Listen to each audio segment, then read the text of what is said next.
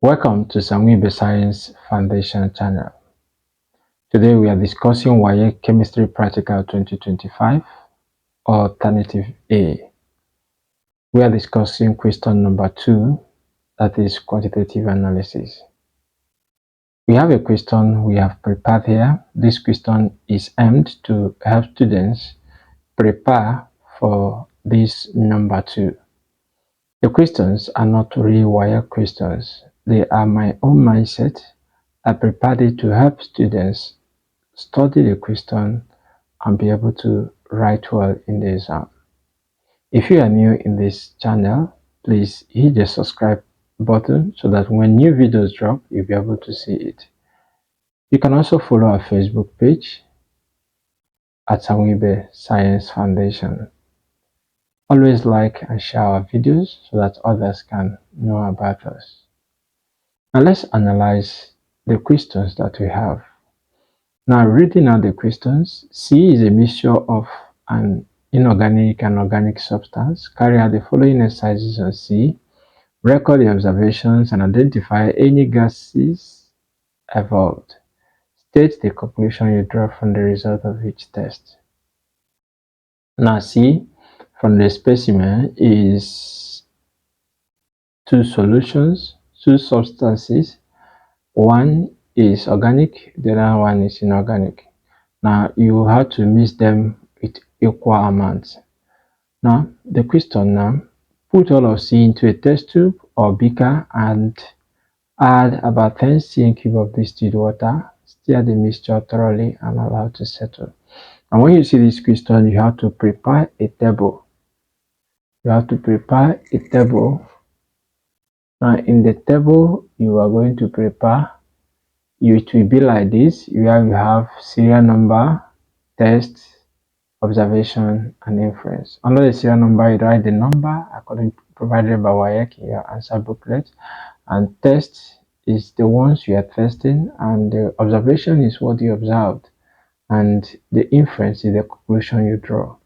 Now let's go back to the question. Put all of C into a test tube or beaker, add about 10 cm³ of distilled water. Stir the mixture thoroughly and allow it to settle. Now you come to the first one, AI, C plus 10 cm³ of distilled water plus stir. When you do that, C dissolves to form a blue or bluish solution. You can also say C completely dissolve, giving a blue solution.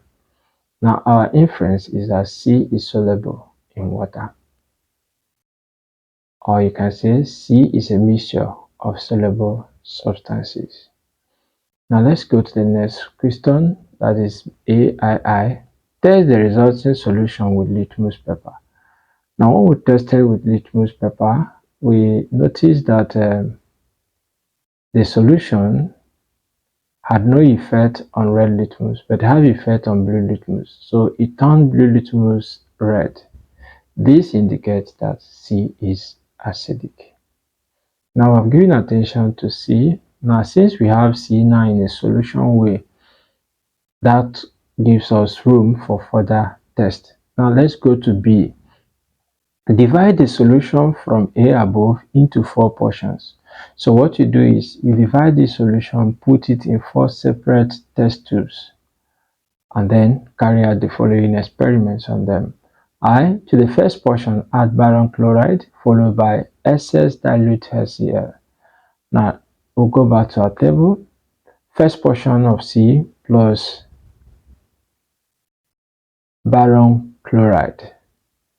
What will be observed is white chalky precipitate will be formed, and that will be CO3 ion, SO3 ion, or SO4 ion present. Because when you add barium chloride to any of the salts containing these ions, they will form white chalky precipitate. So we're just suspecting the 3 of them. Now to confirm which one is really present, we add HCl in excess. So when we added HCl in excess, the precipitate remains insoluble, or you can say the precipitate does not dissolve, or you can say the precipitate remains insoluble in excess HCl.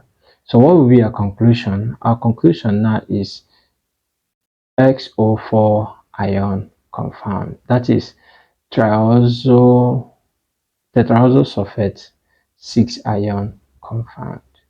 So that is this. So if it is insoluble, that is SO4. But if it is not insoluble, then if it is soluble, then you know that it is not SO4. Alright, let's go to BII. To the second portion, add sodium hydroxide in drops and then in excess. Remember, when you're adding sodium hydroxide, you're talking about a cation. Now let's look at the cation that will be in this salt. And when we added the sodium hydroxide in drops, we notice a blue gelatinous precipitate formed. Now this indicates the presence of copper ion. We are still suspecting, but remember it is gelatinous. Alright, in excess, we now then added it in excess. The precipitate remains insoluble. So we still suspect copper 2 ion. Now go to 3. To the third portion, add ammonia in drops, then in excess. You know, ammonia is used for confirmatory test. So we want to use it to confirm if what we suspected is actually copper. So on adding ammonia in drops, we have a pale blue gelatinous precipitate formed. You can also say light blue gelatinous precipitate formed.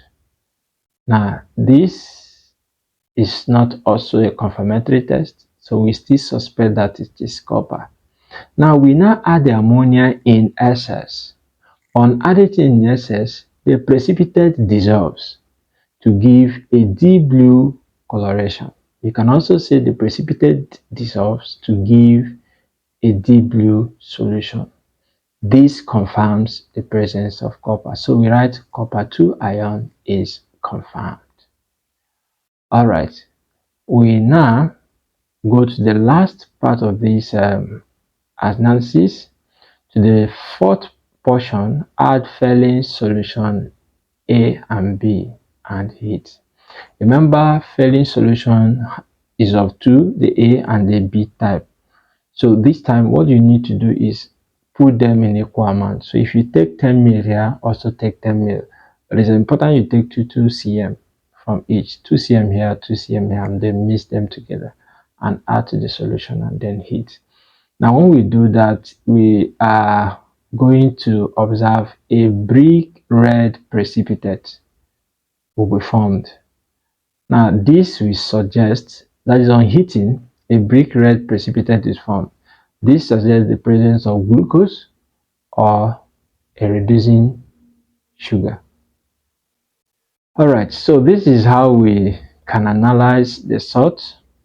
So we talk about first dissolving in water, testing with litmus, then adding barium chloride to determine the anion, and then we now test for the cation, and then find the inorganic salt, the organic salt that is present. So this is how we come to the end of this part. Prepare yourself very well, read this question very well, and then get ready for your exam. Thanks for watching. Watch my next video on question number 1.